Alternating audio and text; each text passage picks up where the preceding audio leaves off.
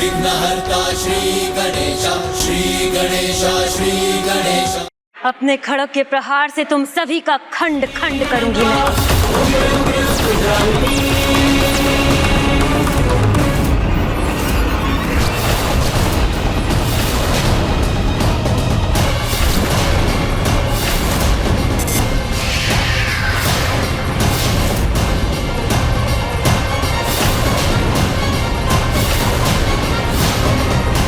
इतना दुस्साहस मायासुर आसई को चुनौती दी है तुमने, इसका परिणाम तो तुम्हें भुगतना ही होगा।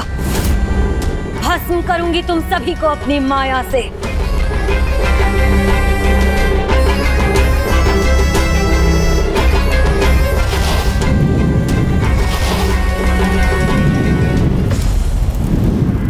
माँ, नहीं, मैं आपको ये कदापि नहीं करने दूंगी।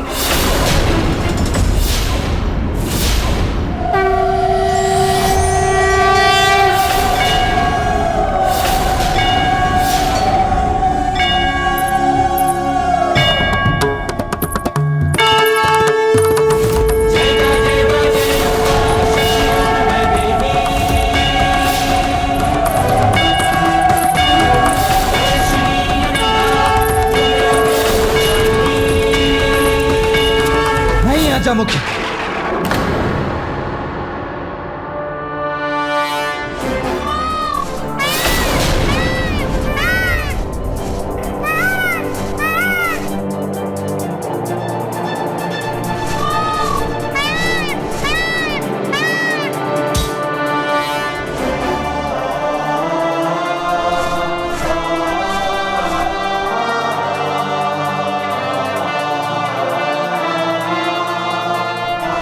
अधर्म पर विजय अधर्म से नहीं अपितु धर्म से ही पाई जा सकती है।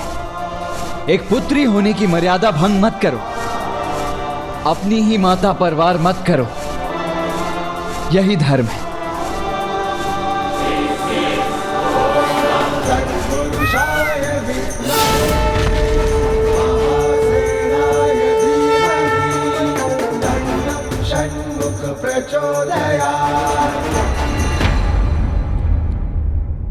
अच्छा हुआ बालक, जो तुम स्वयं माया से युद्ध करने चले आए। तुम्हें विजय का उत्सव नहीं मनाने दूंगी मैं। प्रतिशोध लूंगी अपने पिता का, अपने पुत्रों का, तुमसे और इन देवताओं से। सावधान हो जाओ बालक, अभी मायासुरासई पराजित नहीं हुई है। पराजय स्वीकार करो अथवा नहीं, किंतु इससे सत्य तो नहीं पलट जाएगा। और सत्य तो यह है कि अब हारने के लिए आपके पास कुछ शेष है ही नहीं। सब कुछ तो हार चुकी हैं आप। अब बचा क्या है आपके पास? ना पुत्र है, ना पौत्र, ना राज सिंहासन है और ना ही राज्य। विजयी भव, विजयी भव। ये आशीष पाया था मैंने स्वयं महर्षि कश्यप से। उनका दिया आशीष व्यर्थ नहीं हो सकता, इसीलिए अब तक जो भी हुआ सो हुआ। अंत में विजय तो मेरी ही होगी। विजय यदि स्वयं के विकारों पर प्राप्त करनी तो वो तो कभी भी संभव है। कदाचित महर्षि कश्यप ने उसी विजय का आशीष दिया होगा आपको। विजय स्वयं पर नहीं, शत्रु पर होती है। वही विजय चाहिए मुझे। अब भी जिस विजय की कामना आप कर रही हैं, यदि वो विजय आपको प्राप्त हो भी गई तो उसका लाभ क्या है? कौन भोगेगा उस विजय को? जो भोग सकते थे उन्हें तो मृत्यु के मुख में पहले ही झोंक चुकी हैं आप। नहीं, मैंने नहीं, तुमने।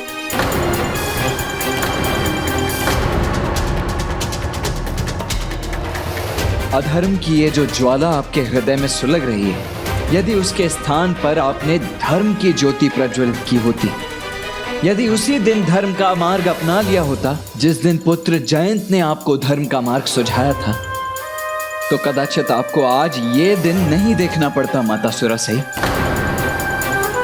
स्वयं मेरे प्रभु सुब्रमण्यम कार्तिकेय स्वामी एवं उनके भ्राता विघ्नहर्ता श्री गणेश शीघ्र यहाँ पधार कर धर्म की स्थापना करने वाले हैं।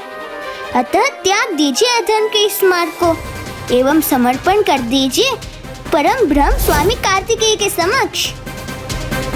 किंतु उस निर्मल हृदय भक्त जयंत के शब्दों का आप पर तनिक भी प्रभाव नहीं हुआ। यदि आप उसकी बात मान लेती तो आज आपके पुत्र आपके साथ होते, जो आपका मान करते, पौत्र होते, पर पौत्र होते, जो आपके द्वारा स्थापित इस असुर साम्राज्य को और भी अधिक ऊंचाई पर ले जाते। आपको एक मां को मिलने वाला स्नेह भी प्राप्त होता और एक राजमाता को मिलने वाला सम्मान भी।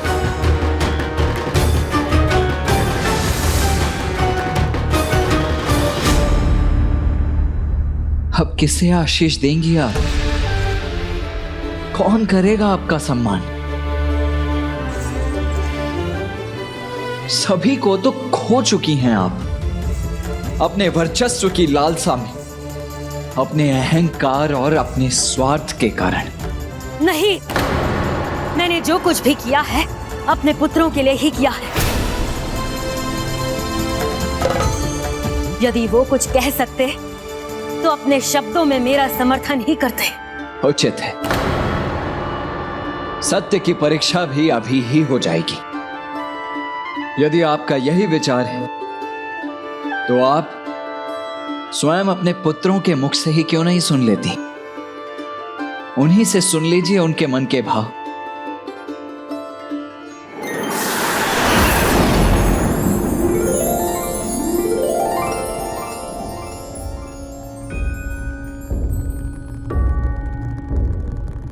लीजिए मायासुर सही, स्वर्ग में हैं आप, आपके पुत्र पौत्र सभी यहीं हैं। जाइए, जाकर मिल लीजिए उनसे।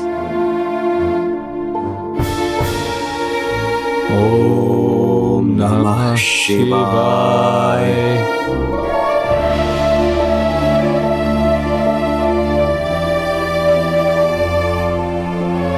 ओम नमः शिवाय।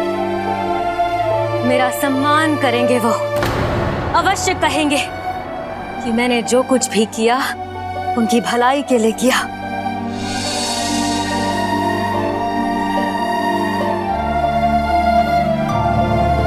अग्निमुख,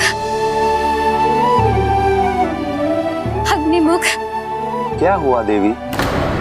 कि क्या सहायता कर सकता हूँ?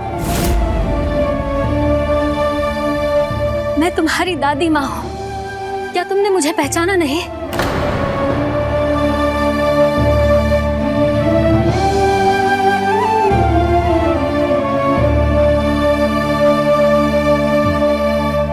भानुकोपन, भानुकोपन तो मेरा सबसे प्रिय था, मेरा सम्मान करता था, मुझे अवश्य पहचानेगा। भानुकोपन, भानुकोपन। कौन है आप? यहाँ बार बार हम सबको क्यों सता रही हैं? स्वर्ग में हमारे सुख में व्यवधान क्यों डाल रही हैं? स्वर्ग क्या प्राप्त हुआ? तुम मुझे पहचान नहीं रहे, किंतु कोई बात नहीं, मेरे पुत्र मुझे अवश्य पहचानेंगे।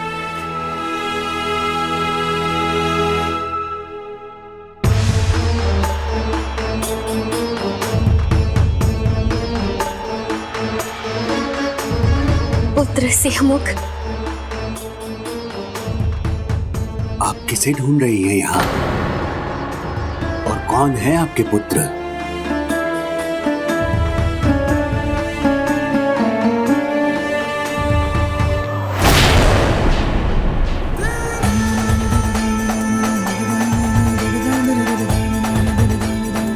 पुत्र सुरापद्मन, मेरा ज्येष्ठ पुत्र, मुझे पहचानने में भूल नहीं करेगा, है ना पुत्र?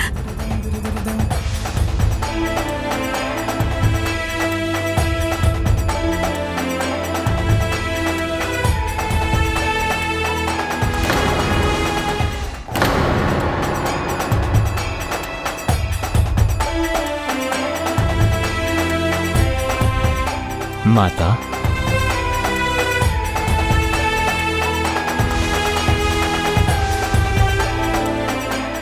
देखा मैंने कहा था ना, तेरा ज्येष्ठ पुत्र सुरापद्मन मुझे अवश्य पहचानेगा। और तुमने मेरे विश्वास का मान रखा। सत्य कहो, बता दो सबको कि मैंने अपना संपूर्ण जीवन अपने पुत्र और परिवार की सुख समृद्धि पर न्यौछावर किया है। बता दो सबको। क्षमा कीजिए माता, मुझे ज्ञात नहीं कि हमारा कोई परिचय है भी या नहीं। आप वास्तव में मेरी माता है भी या नहीं? यदि आप मेरी माता है तो इस जन्म में, क्योंकि जन्म और मृत्यु का चक्र तो निरंतर गतिमान रहता है। जब शरीर मिटता है तब सारे सांसारिक संबंध मिट जाते हैं और एक ही संबंध शेष रहता है, आत्मा का परमात्मा के साथ, जो सर्वव्यापी है, जो सर्वज्ञाता है, परम ब्रह्म है। आप उन्हें पहचानो, तभी आपके दुख मिटेंगे, आपका उद्धार होगा। सत्य कहा, तभी आपको सभी प्रश्नों के उत्तर प्राप्त होंगे। पहचानिए परम ब्रह्म परमात्मा को। पहचानिए ब्रह्म परमात्मा को। पहचानिए परम ब्रह्म प्रभु कार्तिक। पहचानिए परम ब्रह्म परमात्मा। पहचानिए ब्रह्म परमात्मा को। बस, एक और शब्द नहीं सुनना चाहती मैं। बस।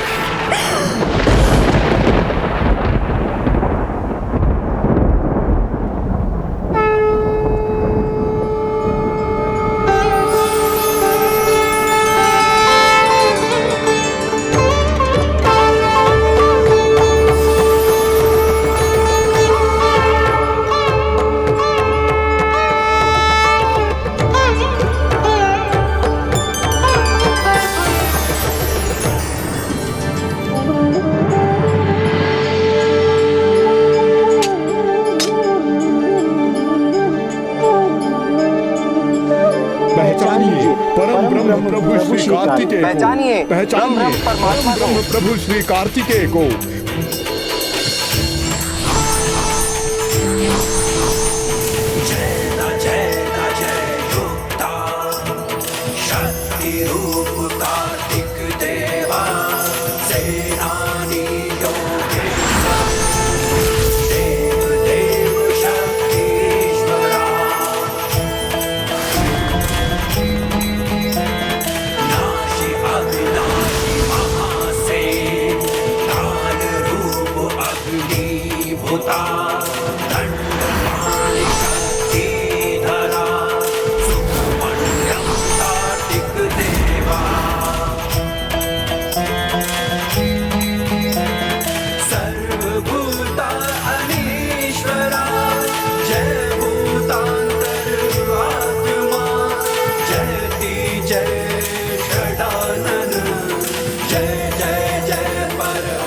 अद्भुत दिव्यता से भरा है वातावरण, तो क्या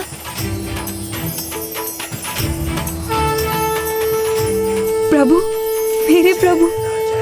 प्रणाम प्रभु।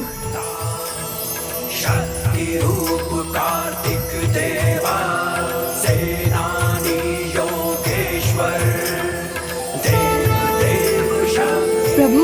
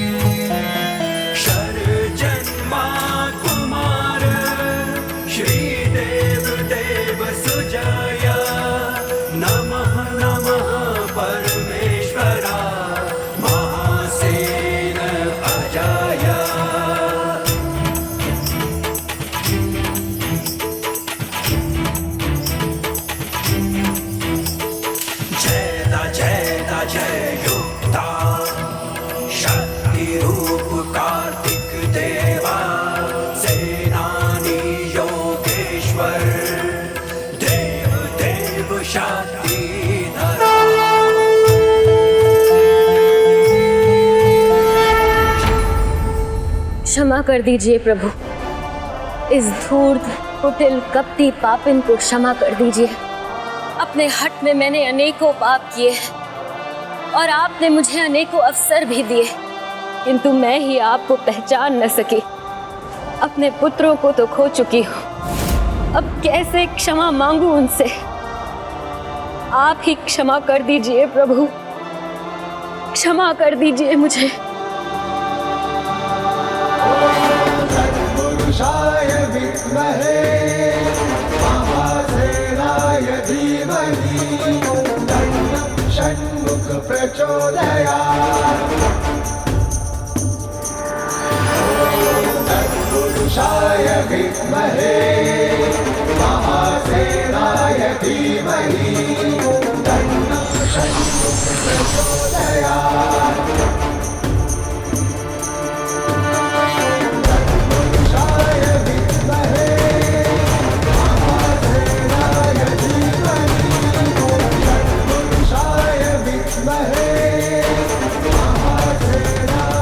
उठिए माते,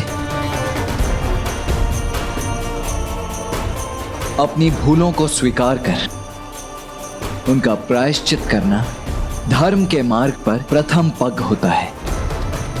वो मुझसे क्षमा भी पाता है और मेरी दया का पात्र भी बनता है।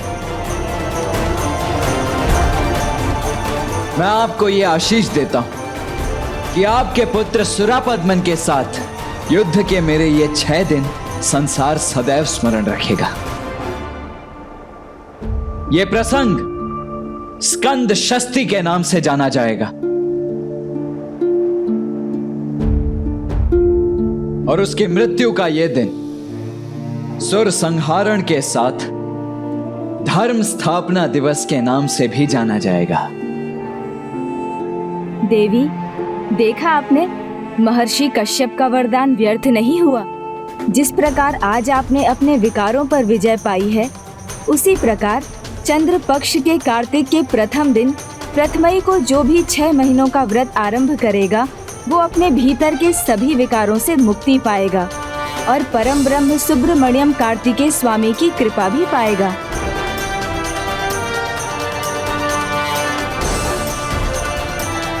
प्रभु सुब्रमण्यम कार्तिकेय स्वामी की जय।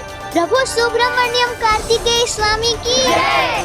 प्रभु सुब्रमण्यम कार्तिकेय स्वामी की जय।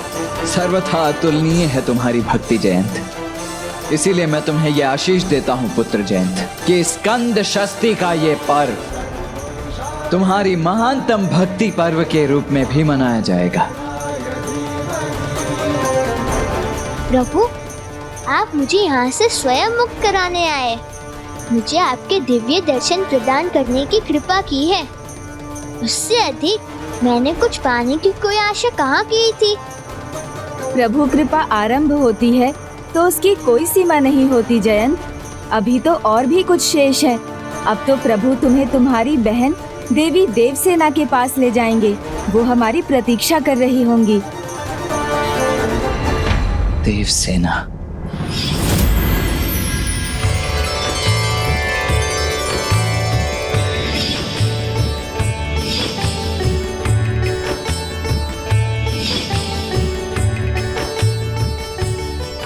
भ्राता, आपके लिए कल्पनाओं की उड़ान सत्य बनने में कितनी देर लगेगी? बस एक उड़ान भरकर वहां पहुंचना ही तो है।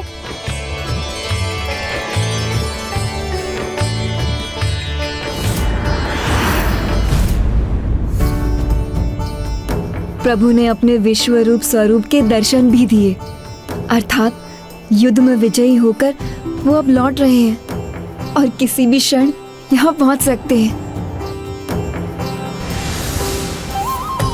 असुर संहारक देव सेनापति सुब्रमण्यम कार्तिकेय स्वामी की। असुर संहारक देव सेनापति सुब्रमण्यम कार्तिकेय स्वामी की। असुर संहारक देव सेनापति सुब्रमण्यम कार्तिकेय स्वामी की। प्रभु, युद्ध का अंत हुआ, अब आप भी चिंता का अंत कीजिए। शत्रु पर विजय तो फिर भी प्राप्त की जा सकती है, किंतु किसी के मन पर विजय प्राप्त करना इतना सरल नहीं। भ्राता कार्तिकेय ने अभी तक विवाह के लिए स्वीकृति नहीं दी है और हमें उन्हें 2 कन्याओं भाभी माँ देवसेना और देवी श्री वल्ली से विवाह के लिए मनाना है। 2 कन्याओं से विवाह प्रभु? हाँ मूषक जी, पिछले जन्म में दोनों ही मामा श्री प्रभु नारायण की पुत्रियां थी, जिन्हें भ्राता कार्तिकेय ने विवाह का वचन दिया था। यही नियति है जो सत्य होगी। हमें शीघ्रता करनी होगी मूषक जी। भाभी माँ देवसेना भ्राता कार्तिकेय के आगमन की प्रतीक्षा कर रही होंगी। वल्ली थी तो उसके जाने की प्रतीक्षा थी, चली गई तो प्रभु के आने की प्रतीक्षा।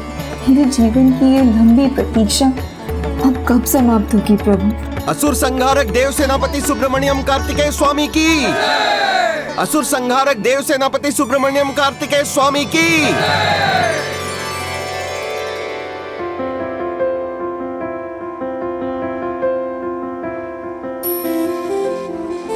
पुत्री,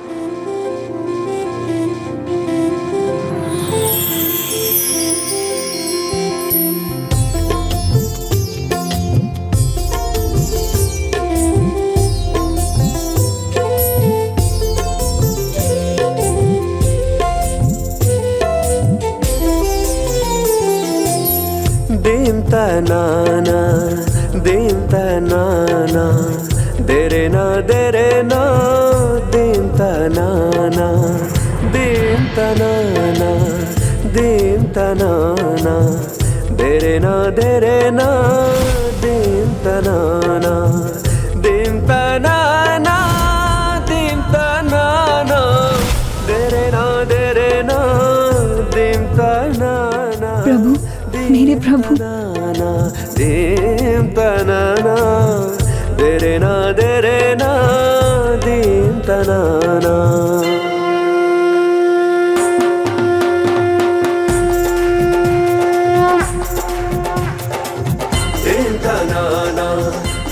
कदाचित प्रभु कार्तिकेय को भाभी माँ देवसेना के साथ विवाह के लिए मनाने में अब कोई समस्या नहीं होगी। अर्थात हमारी समस्या का एक भाग तो सुलझ गया।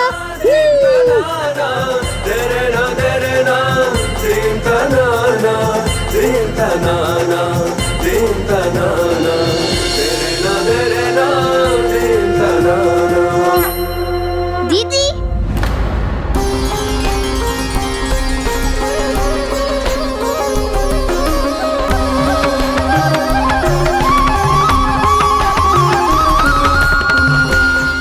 जयंत,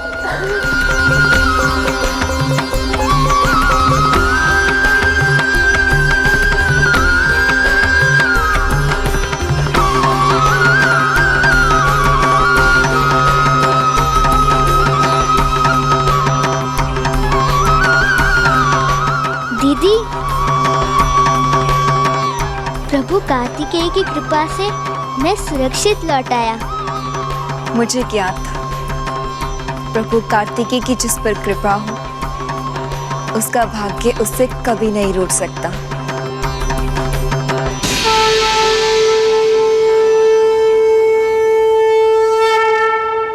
और फिर तुमने भी तो अपार साहस किया है।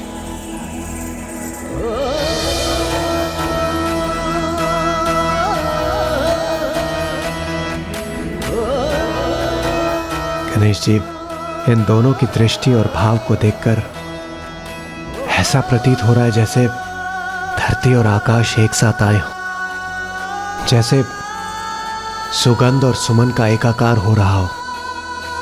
अब और विलंब उचित नहीं गणेश जी, अभी और इसी क्षण इन दोनों के इस भाव को मूर्त रूप दे दीजिए, जैसे सेनापति कुमार कार्तिकेय देवसेना को अपनी भावी पत्नी के रूप में स्वीकार कर ले। उचित शब्द उचित समय और स्थान देखकर ही कहे जाने चाहिए देवराज, तभी उनका प्रभाव होता है।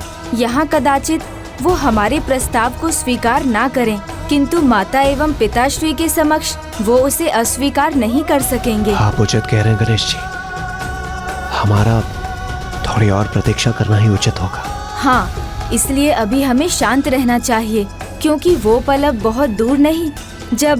दीदी, भक्ति में अद्भुत शक्ति है। स्वयं मेरे प्रभु ने आकर मेरी रक्षा की और मेरे विश्वास को भी सच किया। इसलिए वो आपकी भक्ति का भी फल अवश्य देंगे और तब आपके आनंद की कोई सीमा नहीं होगी।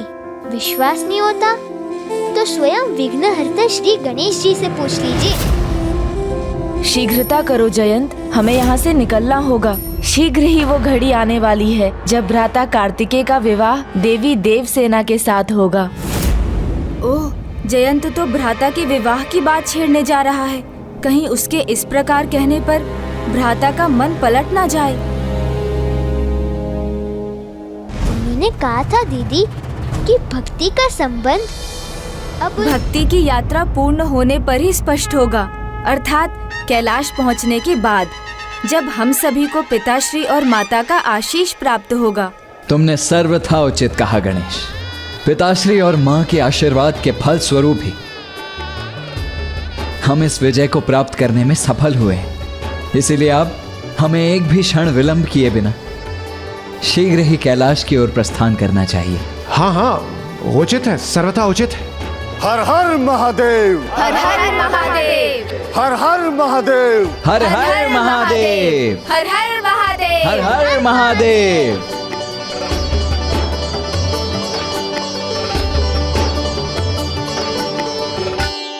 हर हर महादेव, हर हर महादेव।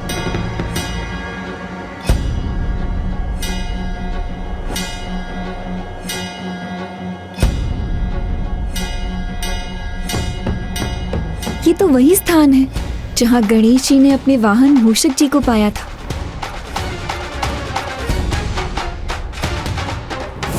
जो मैं कहूँगा वो करेंगे आप? हाँ, वचन देता हूँ मैं। तो क्या आप मेरे वाहन बनेंगे?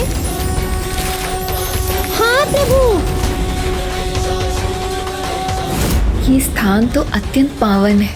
ये स्थान ही नहीं, आने वाला तो दिन भी विशेष है। इस विशेष दिन और विशेष स्थान पर रुके बिना हम कैसे आगे बढ़ सकते हैं? रुकिए, मुझे कुछ महत्वपूर्ण बात कहनी है। अवश्य, क्यों नहीं, कहिए ना भा।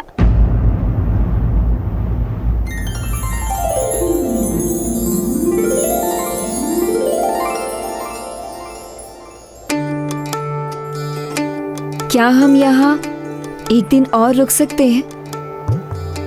क्योंकि संपूर्ण सेना के साथ यदि हम ऐसे ही कैलाश की यात्रा करते रहे तो कल तक हम आधा मार्ग ही पूर्ण कर सकेंगे।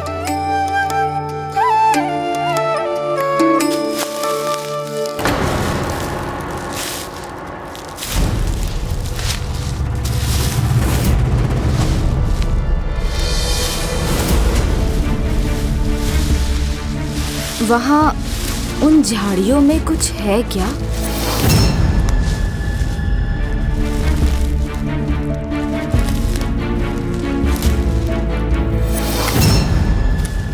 और मार्ग के मध्य में तो उत्सव नहीं मनाया जा सकता ना? उत्सव? पर क्यों? क्यों? क्योंकि कल गणेश चतुर्थी है।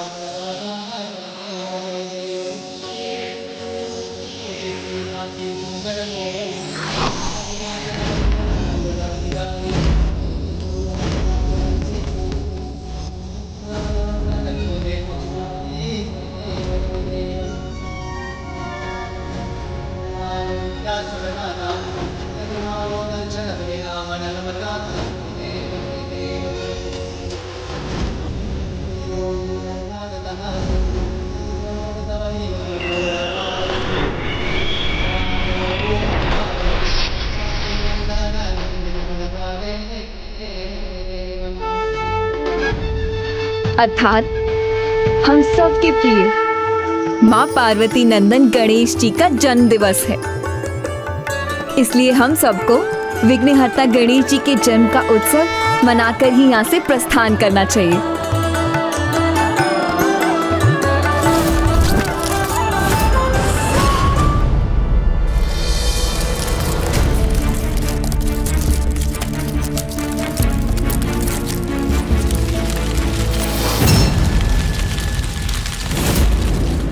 मूषक जी,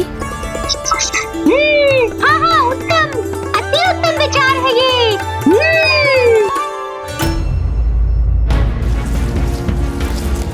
मूषक जी यहाँ हैं, तो वहाँ मैंने किसे देखा था?